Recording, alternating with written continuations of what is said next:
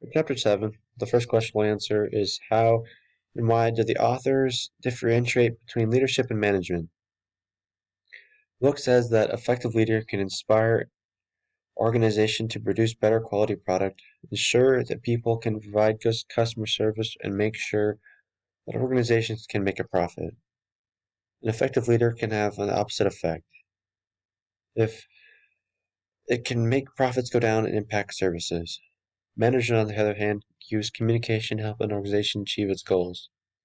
It must motivate the team to accomplish goals through rewards and/or punishments.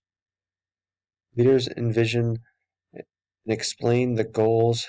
They modify the attitudes and behaviors to meet these goals. Leaders also focus on creativity and innovation. They create a vision that offers the others want to follow and accomplish the goals. Manager is more concerned with planning, organizing, and controlling what needs to be done. It is said that leaders are sometimes people look up to. Managers are always not good leaders because people look up to them for instruction, not guidance. Leaders and managers have functional differences as well. Leaders challenge and empower their employees. They want them to make decisions, take chances, and innovate. Managers impose guidelines and ideas that make decisions or pass down the decisions from leaders. They do not want to encourage the decisions to be made by the employees. Managers manage and leaders lead.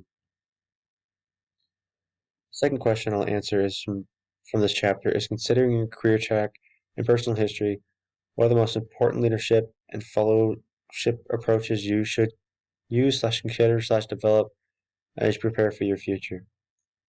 I think there's a big correlation with how happy somebody is in their job and how they respond to leadership. When employees are happy at their job, they usually tend to listen to the managers and try to do their best, work to keep or to help the company.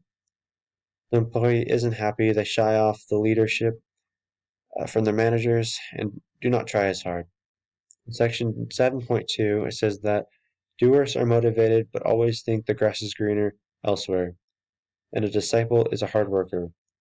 I think that the best approach is a doer.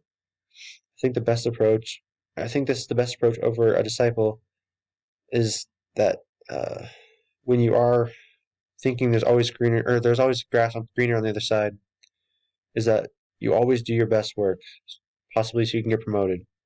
When you're a disciple, it's still a good approach, but I think that the person or yourself is never really trying to improve and is always in the same mindset.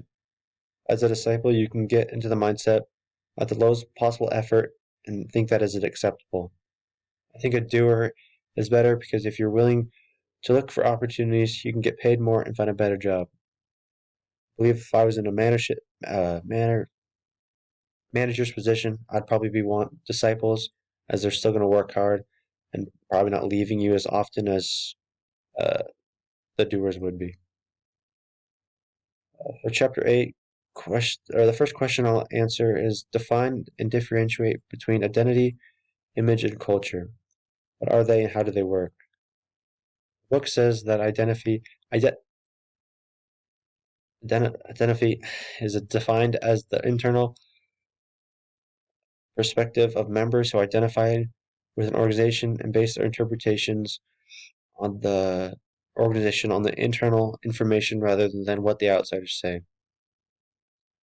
Organizational culture emerges as members express their collective identity and collectively from unconscious assumptions and meanings that shape the everyday organizational life. Organizational image is the external perspective of outsiders who do not identify with the organization and base their interpretations of the organization on multiple sources. I think this works because when people share their ideas with each other and share experiences, they can see the other point of view and see their other opinions are similar to others. I see how people feel this way as I work at an apartment that always complains, or at work there's an apartment that always complains about their manager. When I interact with this person, they seem nice and authentic. But the more I talk to people close with the manager, I see how this person is rude.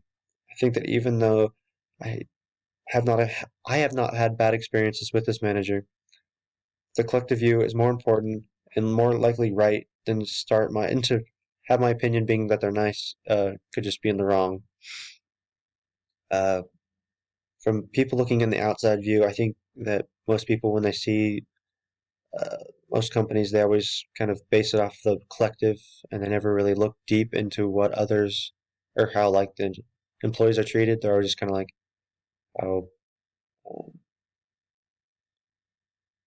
just how everybody else says it and what everybody else thinks they think as well. It's kind of like a hive mind like thought process, but there's always deeper down. There's always more than one thought process that needs to be considered. Second question for Chapter 8 that I'll answer is discuss the similarities and differences between organizational identity and identification. The book says that organizational identification is perception of one's with or belonging to a group.